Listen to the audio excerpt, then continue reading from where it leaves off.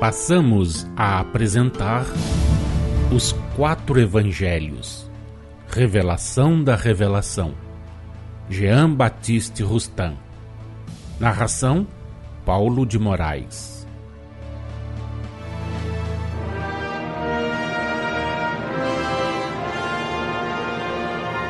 Evangelho de Jesus segundo João, capítulo 11, versículos 47 a 57. O plano para tirar a vida a Jesus. Informados do que acabava de passar-se com relação a Lázaro, os principais sacerdotes e os fariseus convocaram o sinédrio e disseram: "Que estamos fazendo, uma vez que este homem opera muitos sinais? Se o deixarmos assim, todos crerão nele. Depois virão os romanos e tomarão não só o nosso lugar, mas a própria nação." Caifás, porém, um dentre eles, sumo sacerdote naquele ano, advertiu-os dizendo: "Vós nada sabeis, nem considerais que vos convém que morra um só homem pelo povo e que não venha a perecer toda a nação."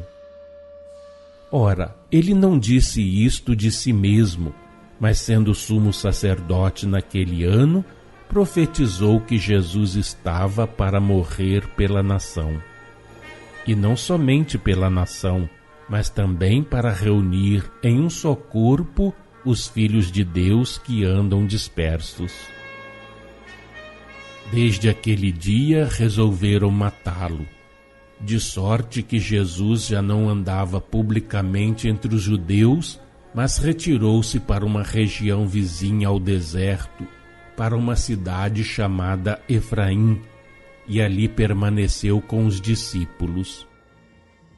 Estava próxima a Páscoa dos judeus, e muitos daquela região subiram para Jerusalém antes da Páscoa para se purificarem. Lá procuravam a Jesus e, estando eles no templo, diziam uns aos outros: "Que vos parece? Não virá ele à festa?"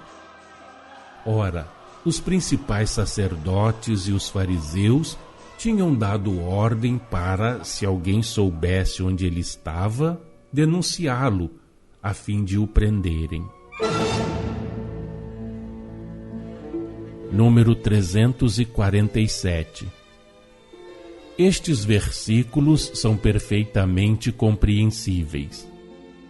Só temos que vos chamar a atenção para os temores manifestados pelos sumos sacerdotes e pelos fariseus, para as palavras de Caifás e ainda para as reflexões, para o comentário que o evangelista expende a propósito dessas palavras. Ao ver dos judeus, se Jesus continuasse a sua obra, acabaria reunindo sob o seu estandarte todo o povo de Israel e libertando-o da dominação romana.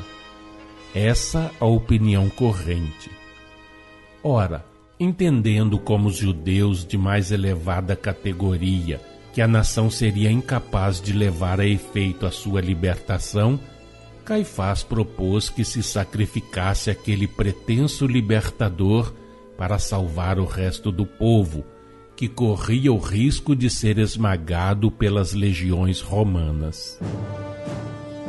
Assim foi que, tendo em vista os interesses materiais e de ocasião da nação judia, ele profetizou sobre a missão de Jesus e sobre as consequências que ela havia de produzir, dizendo: "Vós nada sabeis, nem considerais que vos convém que morra um só homem pelo povo e que não pereça a nação toda." Ora, observa João, ele não dizia isto de si mesmo. Caifás, com efeito, não pronunciou essas palavras de si mesmo. Fê-lo por inspiração, sem que desta tivesse consciência. Estava na situação de muitas pessoas que julgam falar sempre por impulso próprio, mas que de fato receberam a inspiração e a esta ficam sujeitas. Para Caifás, Jesus devia morrer a fim de que a nação se salvasse, a fim de que sua morte, do ponto de vista em que ele, Caifás, se colocara, obstasse a que o povo corresse para a sua própria perda, revoltando-se contra a dominação romana. Segundo o espírito que presidira a inspiração, aquelas palavras de Caifás tinham um sentido profético e um alcance que João, debaixo da influência espiritual e da inspiração mediúnica, mas sem ter delas consciência, põe em relevo, fazendo ressaltar que se aplicam à missão do Cristo relativa ao gênero humano.